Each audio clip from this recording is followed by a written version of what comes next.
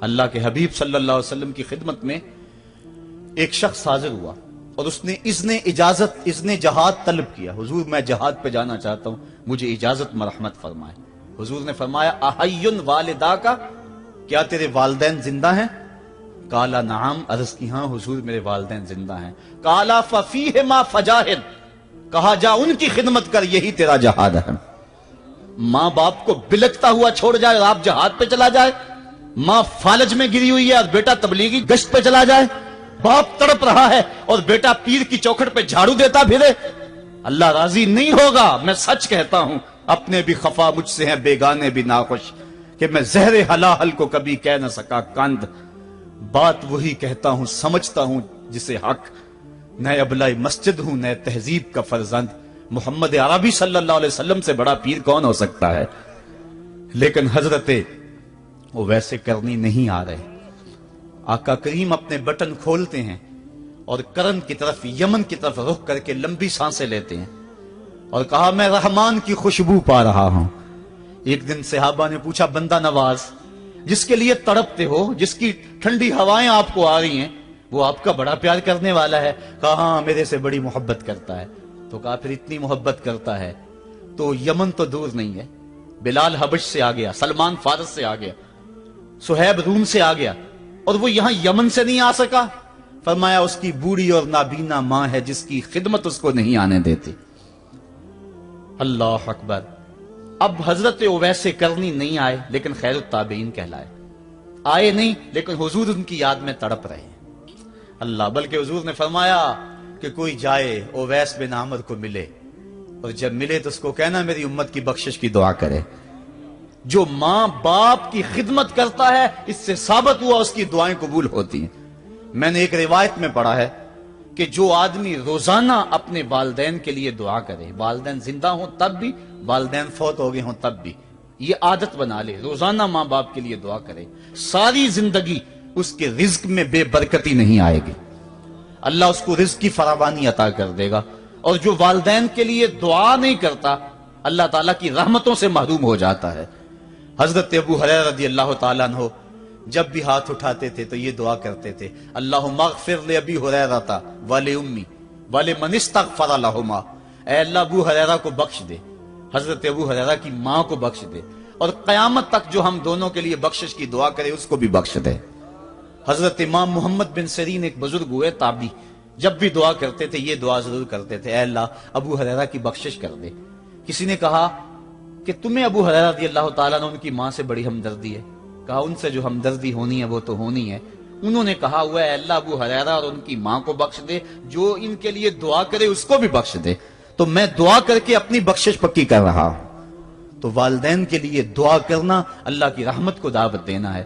تو فرمایا کہ جاؤ اویس بن عامر کو جانا اور جا کے اس کو میری امت کے لیے دعا کا کہنا.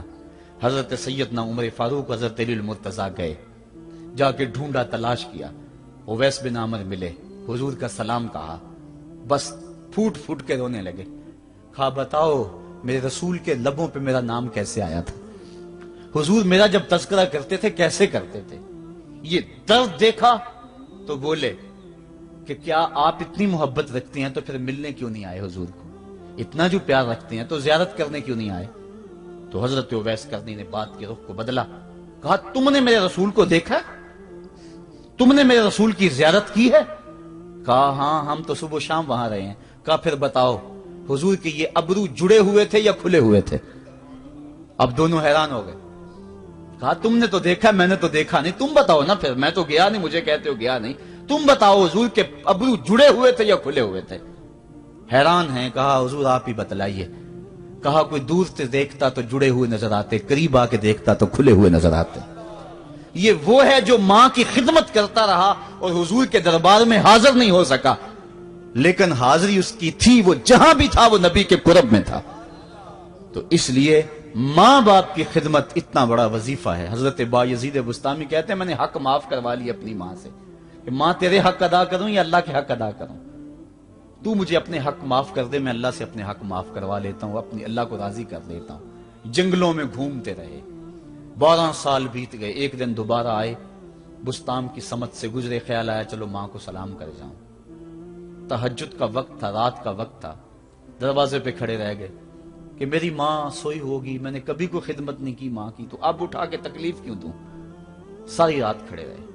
जब तहज्जुद का वक्त गुजरा तो नाली से पानी आया, समझ गए कि मेरी माँ तहज्जुद के लिए उठी है।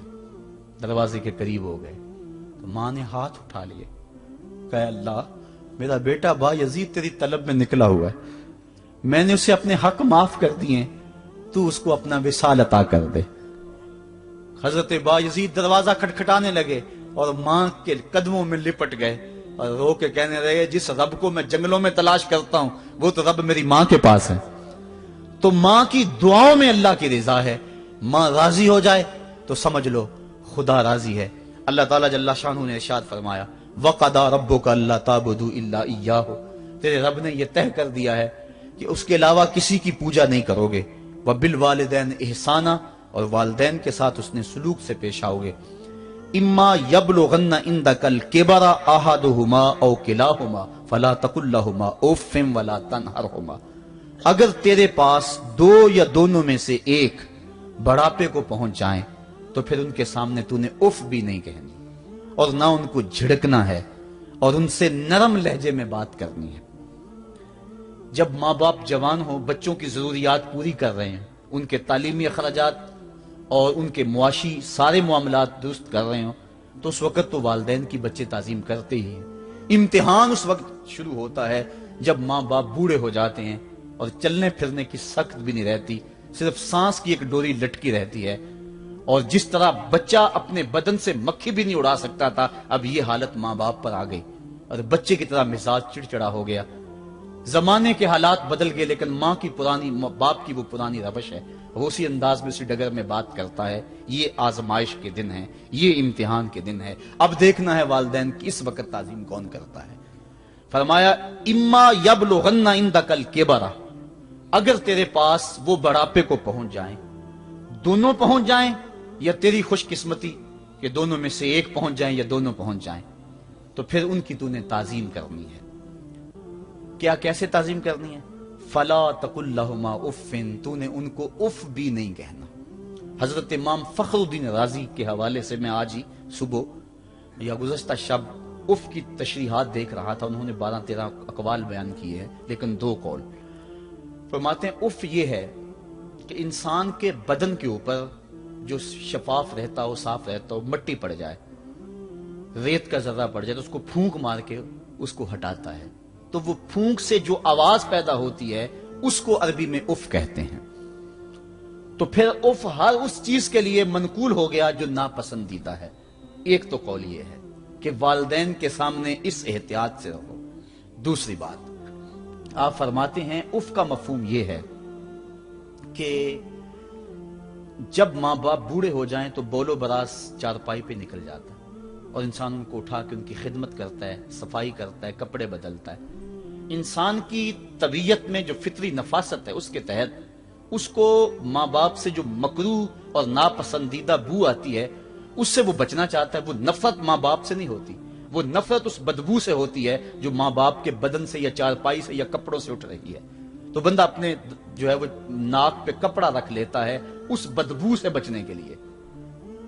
तो उफ के मफहूम को बयान करते हुए हजरत इमाम राजी कहते हैं कि इंसान को इस बात से भी रोका गया है कि तू अपने नाक पे कपड़ा रख के अगर उनको सफाई कर रहा होगा तो माँ बाप के नाजुक दिल पे कहीं ये बोझ ना आ जाए कि मेरा बेटा मुझसे नफरत कर रहा है। इसलिए वालिदैन की ताजीम का आलम यह है कि तू खुले नाक से उनकी खिदमत करे और वो बदबू सहता रहे और अपने नाक के ऊपर कपड़ा भी न रखे कि तेरे माँ और तेरे बाप के दिल के अंदर इतना खलाल और मलाल भी पैदा ना हो। यह है उफ का जुमरा। हजरत इमाम हसन रदी अल्लाह तआला अन्हु ने सारी जिंदगी अपनी वालिदा हजरत फातिमा तो ज़हरा के साथ बैठ के खाना नहीं खाया था।